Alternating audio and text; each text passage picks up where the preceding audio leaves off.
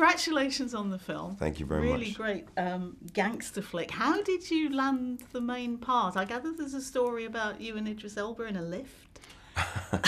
sounds different. That sounds slightly. That sounds yes. different. Yeah. I was getting on a flight to Los Angeles, and I heard a voice, and I looked up, and it was Idris, and he was getting on the same flight to Los Angeles, and so, you know, he told me about the film. Said he recently watched The Maze Runner, which is the film I was in.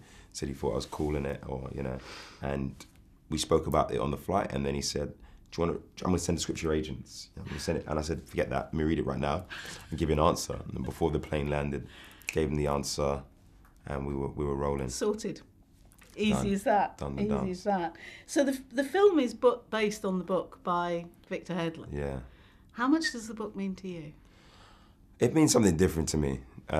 It was more research material for me. I didn't have the immediate or the nostalgic attachment to it like a lot of my elders did, you know, like my uncles and all of that. But I do think it's a piece of literature that rings out, and it's like, you know, it's pre-existing material, so people are gonna want to see what our Yardie is gonna be like. But this Yardie means a lot to me, definitely, based on the experience I had, the way in which we seen Jamaica for the first time in this very kind of honest depiction of another side of Jamaica, beautiful, romantic, the music. You know, this is an island that's changed the world, so I loved it, this one. Yeah. So you've talked about the image of Jamaica there, and obviously you've shot a large chunk of the film in Jamaica. What was that experience like? Oof, getting off the plane, and I'm there, and I'm like, okay, my goodness. Because I shot half the movie already, and I was like, now I'm going to have to do it in front of the Jamaicans, you know, like the actual ones. It was mesmerizing. Like, I remember driving my motorbike through the town, you know, and just, amazing. Cut off shirt and just driving, and just the atmosphere is electrifying. It's always great shooting on locations, especially foreign locations. And talking to you, you actually sound quite a bit different to how you do in the film. Oh, that's good. So, how did you get the accent?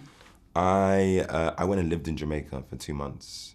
After I visited Idris and we spoke about it in beginning of 2017, I went and lived with my auntie Hazel in Jamaica for 2 months, and she just took me around to Studio One, Sly and Robbie, all these old school music artists, and they all kind of gathered around me and just worked me through the accent, which it's more of an attitude and it's more of a feeling, you know.